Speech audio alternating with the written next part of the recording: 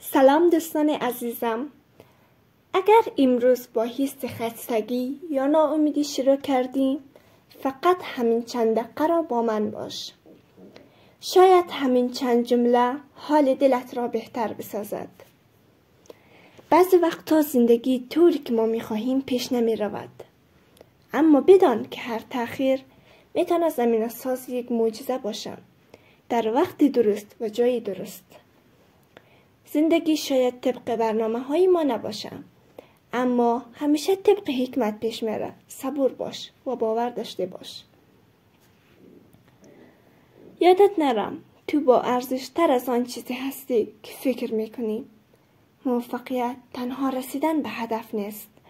موفقیت یعنی ادامه دادن، رشد کردن و هر روز یک قدم بهتر شدن. اگر امروز خسته هستی، این یعنی تو در حال تلاش هستی.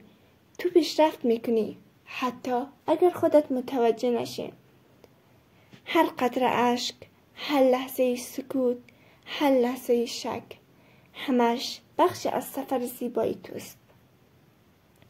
و در آخر یادت باشد که هیچ کس مثل تو نیست. تو یک نسخه خاص و یگانه از خودت هستی. پس خودت را به هیچ کس مقایسه نکن. راهی تو خاص است. مقصدت روشن است. فقط ادامه بده. اگر این حرفا برات مفید بود، لطفاً لایک کن و با یک دوستت شریک بساز. و اگر میخواهی بیشتر از این ویدیوها ببینی، سابسکرایب را فراموش نکن.